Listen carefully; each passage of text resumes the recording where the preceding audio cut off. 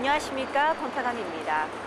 앞서 중국에서 발견된 신종 조류독감에 대해 보도해드린 바 있습니다.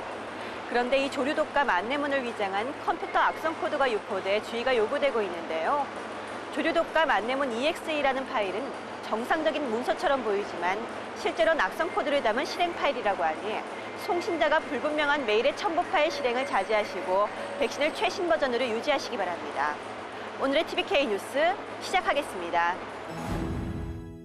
브랜든 오코너 이민부 장관은 457 비자 제도의 악용을 막기 위한 법 개정을 촉구했습니다. 457 비자는 단기 노동력과 기술직 분야를 채우기 위한 대안이나 가장 급여가 낮은 요식 숙박업과 소매업 2개 업종에서만 2배 이상의 급증 현상이 나타난 것입니다. 요식 숙박업은 99%, 소매업은 75% 급증세를 보였으며 그들의 평균 연봉은 5만 5천 불에서 6만 9천 불 사이였습니다. 장관은 지난해 10만 5,600명의 457 비자 소지자들 중 10%가 이에 해당된다며 비양심적인 고용주들이 비숙련직이나 단순직 취업의 도구로 제도를 악용한 증거라고 지적했습니다.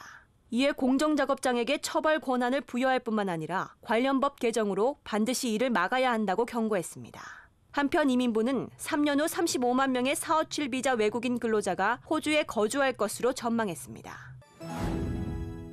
시드니의 만성적인 교통체증을 해소하기 위해 도심권 주요 도로의 주말 주차가 금지될 예정입니다. 던컨 게이 도로부 장관은 지난 10년간 주말 교통량이 약 17% 증가했다고 밝히며 부족한 주정차 금지 구역과 주말 낮 시간대 도로 이용객 증가를 원인으로 지목했습니다. 현재 뉴사우스웨일즈주 정부에서 새로운 주정차 금지 구역을 선별 중에 있으며 파라마타 로드와 라이온스 로드, 빅토리아 로드와 본다이 로드, 록데일과 뉴타운 등의 지역이 물망에 오르고 있습니다.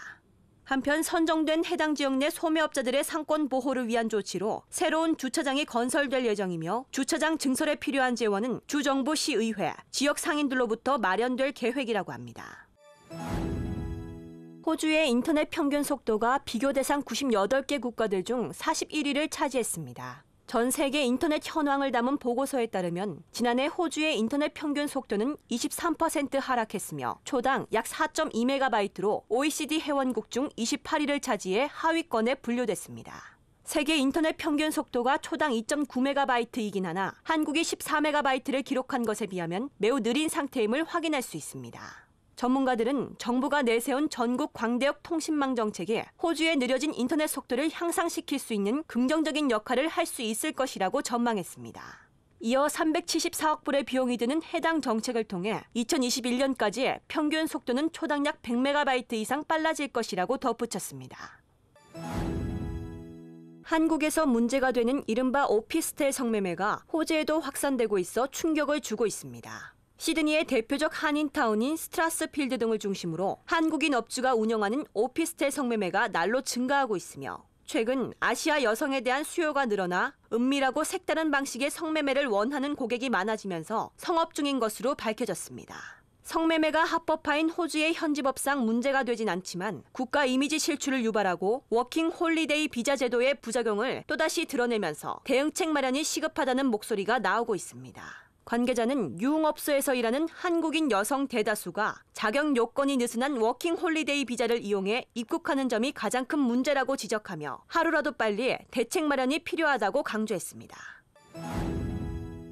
발리로 휴가를 떠난 호주 여성이 현지에서 성폭행을 당한 사건이 있었습니다. 인도네시아 경찰에 따르면 발리에서 가족들과 함께 휴가를 보내던 28세 피해자 여성의 방에 새벽 4시 칼과 손전등을 지닌 강도가 침입했다고 합니다. 범인은 그녀의 귀중품을 요구해 3개의 태블릿 PC와 2개의 모바일폰, 현금 등을 챙겼으며 성폭행을 하기 전 스스로 옷을 벗게 하는 등 수치스러운 협박을 가했다고 전했습니다. 현재 범인 검거를 위해 인도네시아 경찰이 총력을 다하고 있으며 피해자 여성은 인근 병원으로 후송돼 치료 중에 있습니다. 한편 봅카 외무부 장관은 지난해 12월 이후 호주인 3명이 발리에서 사망했으며 올해 초 무단 침입자가 호주인 남성을 찌르고 달아난 사건이 있었기에 여행객들의 각별한 주의를 당부했습니다. 내일의 날씨입니다. 수요일인 내일 시드니는 비가 오겠습니다. 아침 최저 기온은 16도, 낮 최고 기온은 25도가 예상됩니다. 캔버라 역시 비가 오겠고 최저 6도, 최고 20도의 기온이 예상됩니다. 퍼스도 비가 올 것으로 보이며 16도에서 25도의 기온 분포를 보이겠습니다. 날씨였습니다.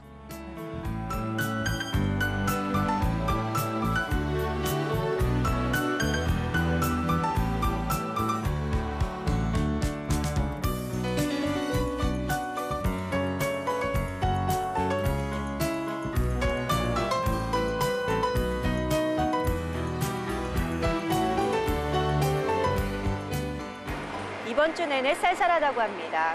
건강관리 잘하시고 활기찬 하루 보내십시오. 오늘 뉴스 여기서 마치겠습니다. 고맙습니다.